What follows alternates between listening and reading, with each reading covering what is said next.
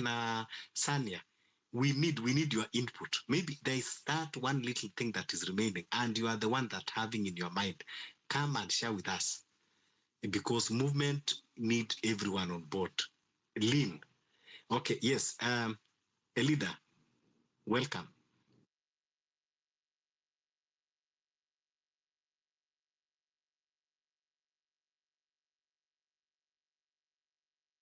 Elida. Can you hear me? Yes. Yeah. Thank you so much for this platform, and I'm just grateful for people like you who are just trying to bring change to the country. I just think Kenya is de facto a banana republic. It's a failed state, and I don't even know what we are discussing here. Should we be discussing this Ruto? It's like it is just Ruto does not respect the constitution. I think when the new constitution was amended that day, when there was people went for the referendum, he was against this constitution, and I think that's why he rejects this constitution. He does not respect it. Ruto does not respect anybody, and the question is that who is this man working for? But having said that, I just think that really we don't have a choice. We must just take back our country. We must take back our country. And the thing is, how are we going to do that? That's the big question. And that is what has really just been keeping me really just awake. Because when I'm seeing like they can just abduct people, where is Ahoko? And they're just getting away with it, and nobody's talking about it. People are shouting, but it's like they don't care. This man, okay, Gachagua was part of the regime. Really, I don't feel sorry for him, but I feel sorry for him. He supported this man, but it's like the devil is in the detail. So, actually, I just feel Fabish. Do you sometimes just feel like sometimes I just feel so defeated. I feel so defeated. I don't know where to start from. And I think like most people who are in Kenya, my situation is not so hopeless because I'm one of this diaspora who is working so hard, and I just want to come back to a functioning country. But what I'm saying right now is that these people, they are so desperate. They are money junkies. You know, it is like you can give Ruto $1 trillion, Raila $1 trillion. All these people are trillion. They are super wealthy, but they will never have enough. How much money is enough? Where do we go from here? What do we do? We are talking of 11-11. I'm all for it. But after that, what? How do we go? Because if someone like Ruto, who is, I don't even think the guy is normal. I don't know what pact he made, who is working for? He's working for America. Okay, who is America working for? And sometimes I just, as a Christian, I go now to the spiritual aspect of all these things. There's this spiritual aspect part of it that we as Kenyans must look into. We must ask God, guide us. What do we do? Because we can even see the church has failed us. Our leaders have failed us. They've made pact with the devil. And that is why these people, they can just go and murder people, abduct people, kill people. And life is just normal. I mean, who does what these people are doing? And we can see that Ruto is now, he's so defiant. I mean, after Raila just came and sanitized the man, he's so defiant and he doesn't care. He doesn't respect the constitution. Okay, this he is now Kindiki is now the vice president, which is really just unconstitutional. He declared an unconstitutional holiday to really give, this man took oath on an unconstitutional day. Really, where are we? Where are we as a country? I mean, I can't even wrap my head around what is going in the country. So I'm all for this Sabasaba, but would it be better if I saw like this inauguration, so many people were ferried, I don't know from where. And this is their modus operandi. Make people poor, uneducated. And then a hungry man, you can just give him 500 shillings and he'll go and take part in their witchcraft, in their ceremony. Who feels defeated like me? Who feels defeated? I just feel like I'm just so defeated. I'm so helpless. People are missing. People are being abducted and they don't care. It is like we are so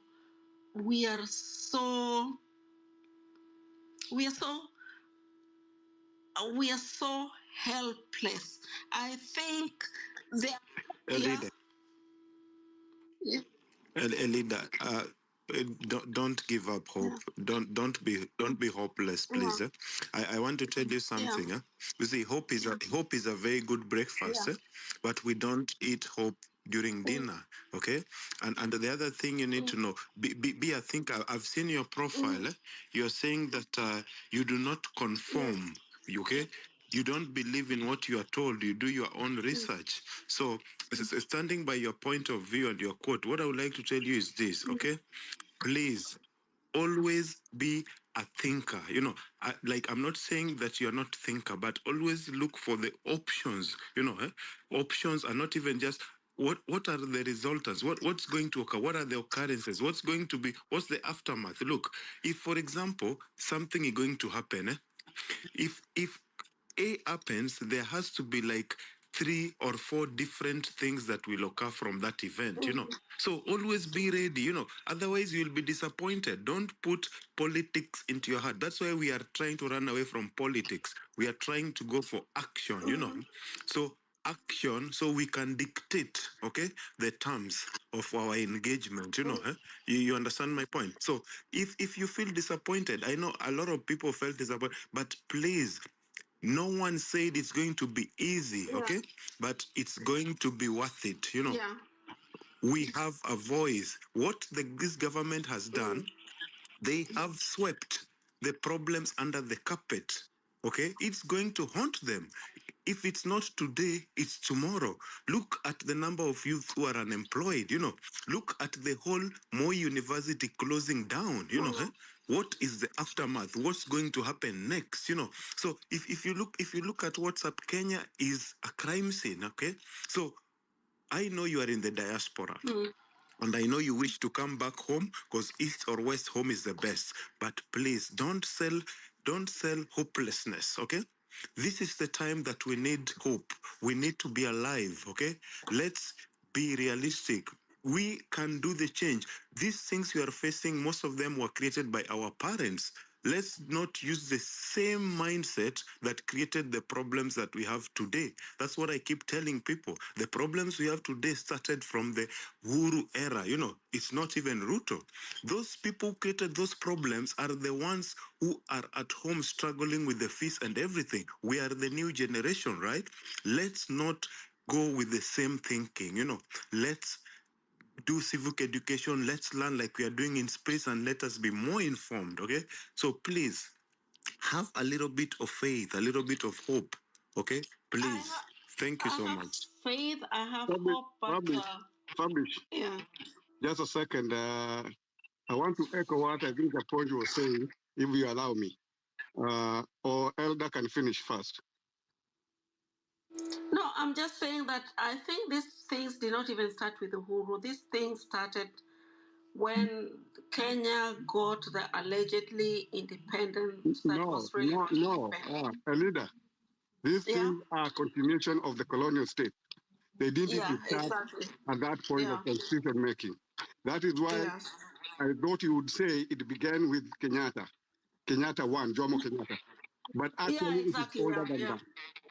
Yeah, it's true. It's true. Yeah, it's true. Let's go to another speaker. A leader. Fabrice, I wanted to chime in one point because Okay. just Hi, one point. Fabrish. Am I allowed to go? Okay, yeah, go that one point. I just want to take a take home from the other space I was with Miguna and Professor Kibwana, among other, and Steve Amenya. Those are very, very known people, very articulate in terms of the movement. And the take home is that they agreed they're going to consider the June the 25th movement, either to form it or join it. So that is a take home from there. And then the other point I forgot to mention was about the idea of referendum. We are saying no to BBI or whatever they're calling it now, NADCO. We want total referendum, a people-driven referendum. IBC is a must, and we are not going to allow Ruto to do IBC the way he has done. So that should be the next agenda. After we boycotted Safaricom, the next agenda is to demand for IEBC as soon as yesterday. These games Ruto is playing, he has to be met head to head. We cannot allow him to continue playing with our mind.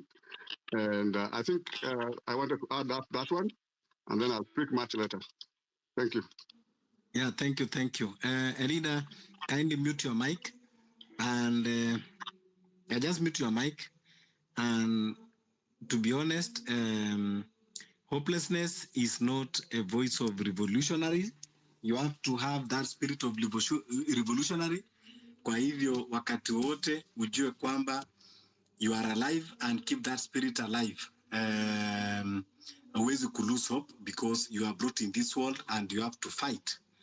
You are in this world to serve a purpose and you have to live that your purpose. You are not in this world to be micromanaged by anyone or suppress you to a point kwamba unasema you are losing hope. This is your country and you have every right to demand how you want, because you are not here by virtue of someone.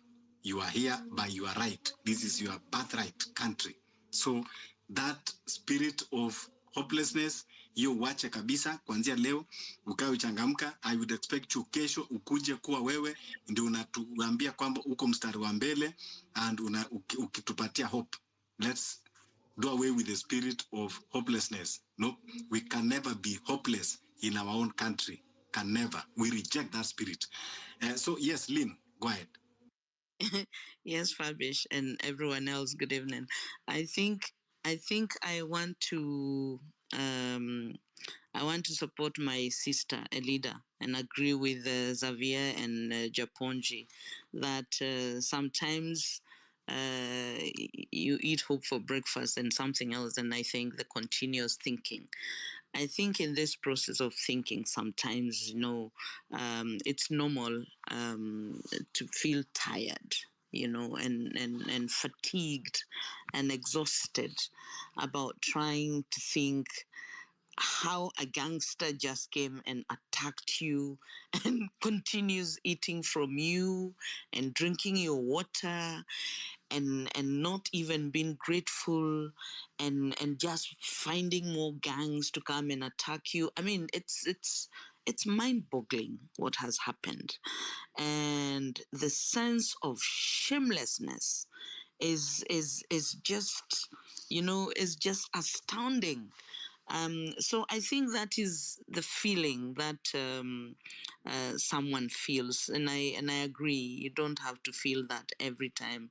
And I think the reason why people are here is not because they are hopeless, is because they're continuously trying to find solutions and trying to think. I was quietly listening, just because sometimes you get tired and you feel like you have nothing to say. I think I've said a few times that it's true. There's a lot that can be done.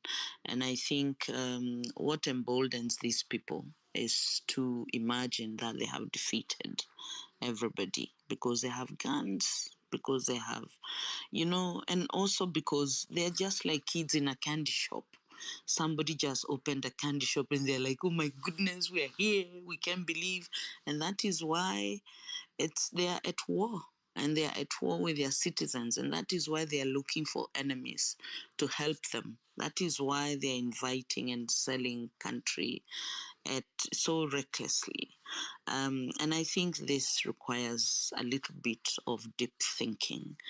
I think when you listen um, to the very hopeful stories and inspiration stories of why Singapore is where it is. I think you listen to Lee Kuan Yew and many other people, you realize that we're not completely hopeless. And even though we look around sometimes, you're looking for voices of reason, you're looking for wise men and women who would not allow certain things, you do get tired.